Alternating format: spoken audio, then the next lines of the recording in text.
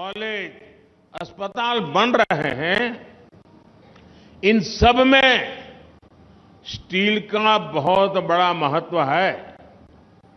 Steel निर्माण में भारत आत्मनिर्भर हो, इसके लिए बीते 9 वर्षों में अनेक कदम उठाए गए हैं। एक बड़ा स्टील निर्माता राज्य होने के कारण छत्तीसगढ़ को इसका बहुत लाभ मिल रहा है। छत्तीसगढ़ की इसी भूमिका को विस्तार देते हुए आज नगरनार में भारत के सबसे आधुनिक स्टील प्लांट्स में से एक का लोकार्पण हुआ है।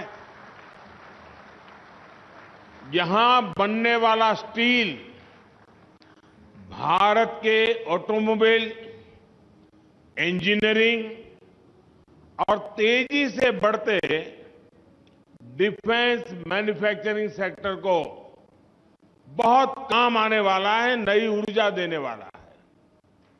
यानी बस्तर में जो स्टील बनेगा उससे हमारी सेना भी सशक्त होगी और रक्षा निर्यात में भी भारत का डंका बजेगा। इस स्टील प्लांट के कारण बस्तर सहित आसपास के इलाकों के करीब करीब 50,000 नौजवानों को रोजगार मिलेगा।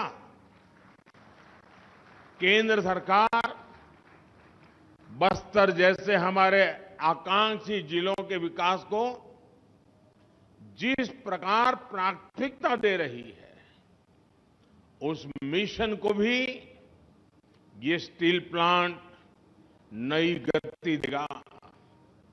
मैं इसके लिए बस्तर के, छत्तीसगढ़ के नौजवानों को बहुत बहुत बधाई देता हूं। साथियों, बीते 9 वर्षों में केंद्र सरकार का विशेष फोकस कनेक्टिविटी पर रहा है। छत्तीसगढ़ को भी इकोनॉमिक कॉरिडोर्स और आधुनिक हाईवे मिले हैं। 2014 से पहले की तुलना में छत्तीसगढ़ का रेल बजट करीब करीब 20 गुना बढ़ाया गया है। आज राज्य में रेलवे की कई बड़ी परियोजनाएं चल रही है। आजादी के इतने वर्षों में भी अब तक छत्तीसगढ़ के ताड़ोकी को रेलवे के नक्शे में जगह नहीं मिली थी। आज ताड़ोकी को नई रेल लाइन की सौगात मिल रही है। इससे आदिवासी साथियों को सुविधा भी मिलेगी और खेती किसानी से लेकर वन उत्पादों का परिवहन भी आसान हो जाएगा। रायपुर अंतागढ़ डेमू ट्रेन से अब ताड़ोकी भी जुड़ चुका है। इससे राजधानी रायपुर आना जाना आसान हो जाएगा। जगदलपुर दंतेवाड़ा रेल लाइन दोहरीकरण प्रोजेक्ट से आवाजाही भी आसान होगी और उद्योगों की लॉजिस्टिक कॉस्ट भी कम होगी। रेलवे की ये सारी परियोजनाएं इस क्षेत्र में बड़ी संख्या में रोजगार के नए अवसर भी बनाएगी। साथियों, मुझे खुशी है कि छत्तीसगढ़ में रेलवे ट्रैक्स के 100% बिजलीकरण का काम पूरा कर लिया गया है।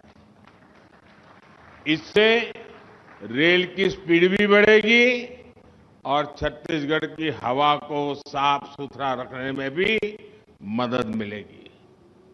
छत्तीसगढ़ में रेल नेटवर्क के पूरी तरह बिजलीकरण के बाद राज्य में वंदे भारत एक्सप्रेस का भी संचालन किया जा रहा है। साथियों, आने वाले वर्षों में भारत सरकार छत्तीसगढ़ के रेलवे स्टेशनों का भी कायाकल्प करने जा रही है। राज्य के 30 से ज्यादा स्टेशनों को अमृत भारत स्टेशन योजना के तहत चिन्हित किया गया है। इनमें से 7 स्टेशनों के पुनर्विकास का शिलान्यास किया जा चुका है। बिलासपुर, रायपुर और दुर्ग स्टेशन के साथ ही आज जगदलपुर स्टेशन का नाम भी इसी सूची में जुड़ गया है। आने वाले दिनों में जगदलपुर स्टेशन शहर का प्रमुख केंद्र बनेगा और यहां पर यात्री सुविधाओं को उन्नत बनाया जाएगा। बीते 9 वर्षों में राज्य के 120 से ज्यादा स्टेशनों पर मुफ्त वाईफाई की सुविधा उपलब्ध कराई गई है। साथियों, छत्तीसगढ़ की जनता हर बहन, बेटी और युवा के जीवन को सुगम बनाने के लिए भारत सरकार हर संभव प्रयास कर रही है। आज जिन परियोजनाओं का लोकार्पण और शिलान्यास हुआ है, उनसे छत्तीसगढ़ में प्रगति की गति तेज होगी, रोजगार के नए अवसर बढ़ेंगे और नए उद्यमों को प्रोत्साहन मिलेगा। मैं आपको विश्वास दिलाना चाहता हूं कि आगे भी हम इसी गति से निरंतर छत्तीसगढ़ को आगे बढ़ाते रहेंगे। भारत का भाग्य बदलने में छत्तीसगढ़ भी अपनी बहुत बड़ी भूमिका अदा करेगा। मैं इन सभी प्रोजेक्ट्स के लिए छत्तीसगढ़ के लोगों को फिर से बधाई देता हूं। ये छोटा सा कार्यक्रम सरकारी कार्यक्रम रहा है, तो यहां मैं और ज्यादा बातें बताने के लिए आपका समय नहीं लेता हूं। अभी 10 मिनट के बाद मैं दूसरे एक सार्वजनिक कार्यक्रम में बहुत सारे विषय छत्तीसगढ़ के नागरिकों के लिए जरूर बताऊंगा। विकास की बहुत सारी बातें वहां मैं छत्तीसगढ़ के नागरिकों से साझा करूंगा। गवर्नर श्री यहां तक आए, समय निकाला, इसके कारण कम से कम राज्य का प्रतिनिधित्व तो नजर आ रहा है। राज्यपाल जी को छत्तीसगढ़ की इतनी चिंता है, छत्तीसगढ़ के विकास की इतनी चिंता है, ये अपने आप में एक सुखद संदेश है। बहुत बहुत धन्यवाद करता हूं सबका। नमस्कार।